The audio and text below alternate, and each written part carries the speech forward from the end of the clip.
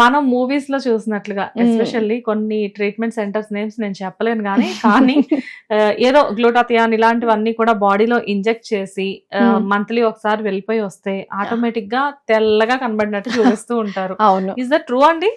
ఉన్నాయి, కానీ unfortunately these are not the correct usage of the treatments. So ఇప్పుడు ఈ గ్లూటాథియాన్ అనేది కూడా మనం ఎందుకు వాడతామంటే బాడీలో ఏమైనా పిగ్మెంటేషన్, ఇప్పుడు కొంతమందికి స్కిన్ డ్యామేజ్ ఉంటుంది సన్ కి ఎక్స్పోజర్ కి, లేదు అంటే ఫీవర్ అవన్నీ వచ్చాక.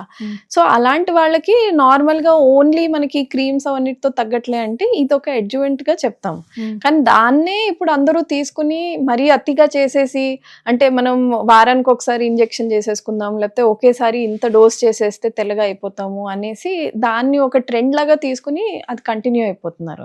బట్ యాక్చువల్ గా చెప్తే ఇట్ ఈస్ నాట్ గుడ్. ఎందుకంటే ఏ మెడిసిన్ కైనా ఒక కరెక్ట్ డోసేజ్ అని ఉంటుంది. దానికంటే మనం ఎక్కువ తీసుకున్నాం అంటే డెఫినెట్లీ సైడ్ ఎఫెక్ట్స్ అనేవి వస్తాయి. కానీ అందరూ ఇప్పుడు ఎట్లా అంటే ఇంకా అందంగా కనిపించాలి, మెయిన్ గా ఇంకా తెల్లగా కనిపించాలి, పక్క వాళ్ళ కంటే ఎక్కువ తెల్లగా కనిపించాలి అని ఆ రేస్ లో ఈ సైడ్ ఎఫెక్ట్స్ ఉంటాయి అన్నట్టు మర్చిపోతున్నారు. ఓకే, నిజంగానే కదా, ఒకళ్ళని మించి ఒకళ్ళు ఇంకా బాగా కనిపించాలి అని చెప్పేసి సోషల్ మీడియా వచ్చిన తర్వాత ఈ తెల్లగా కనిపించడం అనేది చాలా ఇంపార్టెంట్ అయింది. అండ్ స్కిన్ కేర్ కూడా కంపేర్ టు బిఫోర్ ఇప్పుడు చాలా మందికి చాలా ఎక్కువ అయిపోయింది కదా. ఈచ్ అండ్ ఎవ్రీథింగ్ అంటే ఒక సెల్ఫీ తీసుకొని వాళ్ళే మన ఫేస్ లో ఇంకా ఏం చేంజెస్ చేసుకోవాలి. మేబీ ఒకప్పుడు హీరోయిన్స్ కూడా ఇంత పట్టించుకునే వాళ్ళు కాదేమో కదా. కరెక్ట్. ఇప్పుడు ఈ సోషల్ మీడియా వచ్చేసినప్పటి నుంచి అసలు ఎవ్రీ డే మనం ఎట్లా ఉంటున్నాము దాన్ని జడ్జ్మెంట్ ఎక్కువ అయిపోయింది కదా. ఇప్పుడు ఒక సెల్ఫీ పెట్టాము అంటే పక్క వాళ్ళు ఏమంటారు, అదే మన ఫస్ట్ థాట్. దట్ మనం ఆ ఫోటోలో మనకి అందంగా ఉన్నామా, హ్యాపీగా ఉన్నామా మన మెమరీ అనేది చూసుకోవాలి. బట్ ఇప్పుడు అలా కాదు, హే ఇక్కడ ఫేస్ లో కొంచెం ఈ కళ్ళ దగ్గర కొంచెం స్కిన్ టైట్ లేదు అని చెప్పేసి కొంతమంది, ప్లస్ ఏంటంటే జాలైన్ దగ్గర నీట్ గా లేదు అని చెప్పేసి కొంతమంది. సో ఇన్ని కండిషన్స్ ఉంటున్నాయి. అండ్ ఆ సెల్ఫీ చూసే మనం ఏదైనా స్టేటస్ పెట్టినప్పుడు ఆ చూసే వాళ్ళు కూడా ఆ స్టేటస్ చూసాం బాగుంది అనేది చెప్పాలి. నీ కళ్ళ కింద డార్క్ సర్కిల్స్ ఎలా వచ్చాయి, ఇంతకు ముందు ఇంత లేవు కదా. ఇవన్నీ ప్రతి ఒక్కళ్ళు అంటే ఈ నెగటివ్ కామెంట్స్ వల్ల వీళ్ళు ఆల్రెడీ ఉన్న డిప్రెషన్ సరిపోయినట్లు ఇంకా డిప్రెషన్ లోకి వెళ్తూ ఉన్నారు. ఇంకా కొంతమంది అయితే ఈ కామెంట్స్ తో పాటు ఇది కూడా చెప్పేస్తారు, ఈ డాక్టర్ దగ్గరికి వెళ్ళు నీకు ఈ ట్రీట్మెంట్ చేస్తారు బాగా అవుతుంది అన్నట్టు. సో ఆ ట్రెండ్ ఎక్కువ అయిపోయింది కనుక అందరికి ఇప్పుడు ఇదంతా పట్టిందండి. నిజంగా చెప్పాలంటే గ్లూటాథియాన్ పిచ్చి పట్టింది అన్నట్టు చెప్పొచ్చు. And collagen also major role ఇప్పుడు ప్రెసెంట్ కూడా. ఏంటంటే కొలాజన్ అంటే ఇంతకు ముందు అసలు ఎవరికి తెలియదు, ఎక్కడో కొలాజన్ అనేది మన బాడీలోనే ఉంటుంది కాబట్టి అఫ్ కోర్స్ గ్లూటాథియాన్ కూడా లివర్ లో ఉంటుంది అంటారు కదా. బట్ అయినప్పటికీ కూడా ఇప్పుడు గ్లూటాథియాన్ అనేసరికి మేబీ అదేంటో అది పైన నుంచి దిగొచ్చిన అమృతమేమో అని చెప్పేసి ప్రతి ఒక్కళ్ళు సాషెట్స్ లో అమ్మేసుకుంటున్నారు, ప్రతి ఒక్కళ్ళు అది తీసుకుంటున్నారు. అండ్ కొలాజన్ కూడా చాలా ఎక్కువగా ఇప్పుడు సాషెట్స్ అంటే రా కొలాజన్ అని చెప్పేసి ఈ ఫిష్ కొలాజన్ అని సో చాలా ఎక్కువైపోయాయి కదా. సో కొలాజన్ న్యాచురల్ గా మనం తీసుకోవాలంటే ఎలాగ అసలు? సో న్యాచురల్ గా మనం తీసుకోవాలంటే మెయిన్లీ ఫిష్ ఫుడ్ ఉంటుంది కదా, ఫిషెస్ ఏమైనా సీ ఫుడ్ ఇవన్నిట్లో చాలా బాగుంటాయి.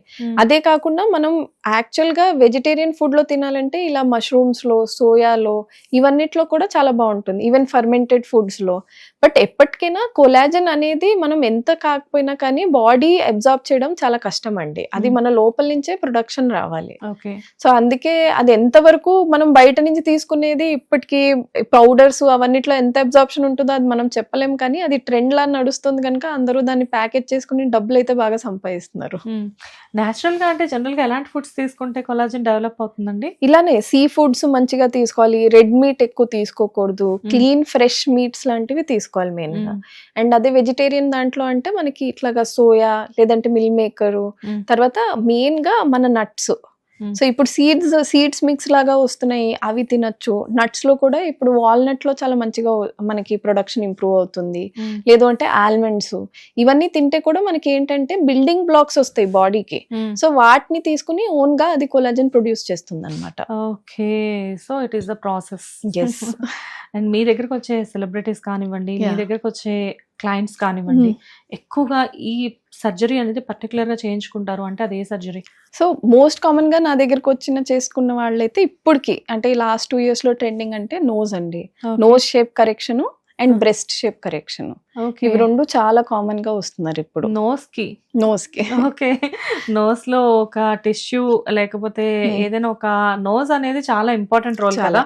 బట్ దాన్ని కదిపితే దానికి సర్జరీస్ ఏమైనా చేయిస్తే పర్లేదా?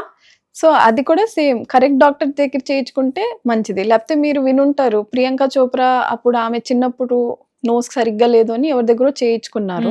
తర్వాత ఒక 5-6 years తర్వాత చూస్తే పాపం ఆమెది నోస్ మొత్తం అంతా కిందకి వెళ్ళిపోయింది. సో ఇప్పుడున్న స్టేట్ కి ఆమె మళ్ళీ నోస్ కరెక్షన్ కూడా కరెక్ట్ గా చేయించుకోలేరు అన్నట్టు చెప్పారనమాట. సో అందుకే ఎప్పుడైనా నోస్ సర్జరీ ఫస్ట్ టైమే ఒక కరెక్ట్ డాక్టర్ దగ్గర చేయించుకుంటే బెస్ట్. అంత డెలికేట్ స్ట్రక్చర్ అనమాట. So it can go wrong in anyway basically. So trained వాళ్ళ దగ్గర చేయించుకుంటేనే మీకు కరెక్ట్ షేప్ వస్తుంది, కరెక్ట్ ఫంక్షన్ ఉంటుంది.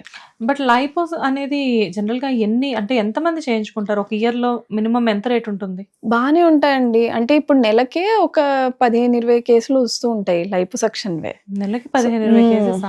ఓకే. సో ముందు ఎట్లా ఉండేదంటే మీరు చెప్పినట్టు లైపోసక్షన్ లేకపోతే ఇట్లా బ్రెస్ట్ సర్జరీస్ అంటే ఎవరైనా పెద్ద టీవీ మీద వచ్చేవాళ్ళు, మోడల్స్, లేదంటే ఇట్లా యూట్యూబ్ లో ఎవరైనా చాలా ఫేమస్ ఉన్న వాళ్ళు అట్లాంటిది. కానీ లాస్ట్ 10 years నుంచి ఎలా అయిపోయిందంటే ఈవెన్ కామన్ మ్యాన్ వాళ్ళు కూడా అది చేయించుకోవడానికి చాలా ఎక్కువ చేసుకుంటున్నారు. మినిమం ఎంత వెయిట్ ఉంటే మీరు లైపో సజెస్ట్ చేస్తారండి? సో వెయిట్ తోటి ఉండదు. లైపోసెక్షన్ అనేది మనం జస్ట్ బాడీ కాంటూర్ కరెక్షన్ కి చేస్తాం అనమాట. సో దానికి ఒక అప్పర్ లిమిట్ ఉంటుంది. ఇప్పుడు మన BMI more than 27 ఉందనుకోండి, అలాంటి వాళ్ళకి లైపోసెక్షన్ పనికిరాదు. సో ఇప్పుడు వెయిట్ అండ్ హైట్ బట్టి ఇప్పుడు కొన్ని ఏరియాస్ ఆఫ్ పాకెట్ లో ఫ్యాట్ ఉంది అంటే అవి తీయడానికి liposuction is very good.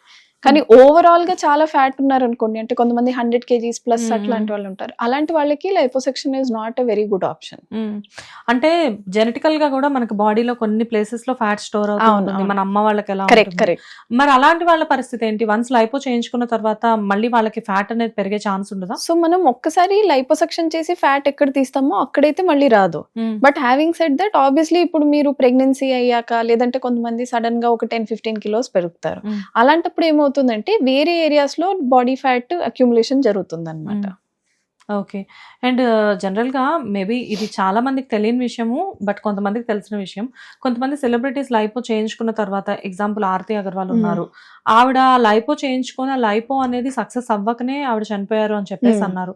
General గా లైపో అనేది సక్సెస్ అవ్వకపోవడం కూడా ఉంటుందా? సో లైపో అనేది జనరల్ గా సక్సెస్ఫుల్ ఉంటుందండి, ఎందుకంటే మనం చేసేదే ఆ బాడీ కాంటూర్ షేప్ చేంజ్ చేయడానికి. But having said that obviously ఏ సర్జరీకైనా మీకు సైడ్ ఎఫెక్ట్స్ ఉంటాయి, సక్సెస్ రేట్స్ ఉంటాయి, అట్లా ఉంటుంది. సో ఇప్పుడు మీరు చెప్పిన కేసులో ఇప్పుడు ఆరతి అగర్వాల్ గారికి ఏంటంటే she had other issues also. So ఆవిడకి బీపీ ప్రాబ్లం ఉండింది, లంగ్స్ లో కూడా ఏదో ప్రాబ్లం ఉంది అన్నట్టు చెప్పారనమాట. సో అలాంటి వాళ్ళు అంటే హూ హ్యావ్ బీపీ, షుగర్ లేదంటే థైరాయిడ్ ఇష్యూస్ ఉన్నాయి, అలాంటి వాళ్ళు నార్మల్ రికవరీ లాగా ఉండదన్నమాట వాళ్ళకి. So they have to be even more careful. Surgery అయ్యాక వాళ్ళు మేము చెప్పే పోస్ట్ ఆప్ ఏవైతే ఇన్స్ట్రక్షన్స్ ఉన్నాయో అవి కంప్లీట్ గా ఫాలో అవ్వాలి. లేదు అంటే వాళ్ళకి ఇట్లాగేమైనా కాంప్లికేషన్స్ వచ్చే ఛాన్సెస్ ఉంటాయి అన్నమాట. ఓకే. సో సర్జరీ అనేది లైపో అంటే ఎలా పడితే అలా నేను ఇప్పుడు వెళ్ళిపోయి బ్లైండ్ గా నాకు లైపో చేసేయండి అంటే చాలా టెస్ట్లు ఉంటాయి వాటికి. ఓకే. హిట్ టీవీ యాప్, ఇందులో short news, live news, entertainment shows, movies, digital magazines తో పాటు మీ జిల్లా వార్తలను కూడా ఫ్రీగా చూడొచ్చు. ఇంకెందుకు ఆలస్యం, వెంటనే హిట్ టీవీ యాప్ ని డౌన్లోడ్ చేసుకుని ఫ్రీగా ఎంటర్టైన్మెంట్ పొందండి. Hit TV app. Hit TV app. Please download hit TV app. Hit TV app ని ఫ్రీగా డౌన్లోడ్ చేసుకుని ఎంజాయ్ చేయండి. మీకు నచ్చిన ఎంటర్టైన్మెంట్ కోసం హిట్ టీవీ యాప్ ని ఫ్రీగా డౌన్లోడ్ చేసుకుని ఎంజాయ్ చేయండి. హిట్ టీవీ యాప్ ని డౌన్లోడ్ చేసుకుని ఆస్వాదించండి, ఆశీర్వదించండి. ఇంతమంది సెలబ్రిటీలు హిట్ టీవీ యాప్ ని డౌన్లోడ్ చేసుకోండి అని చెప్తున్నారంటే ఎంత మంచి యాప్ ఆలోచించండి. అమెరికా అమెరికా అమెరికా అమెరికాలో చదవాలనుకునే వాళ్ళకి విశ్వసనీయమైన పేరు మన శౌర్య కన్సల్టెన్సీ. UK లో 1 year masters, UK లో 1 year masters, 2 years work permit up to 5 years visa. Contact Saurya Consultancy. Contact 89851 89851.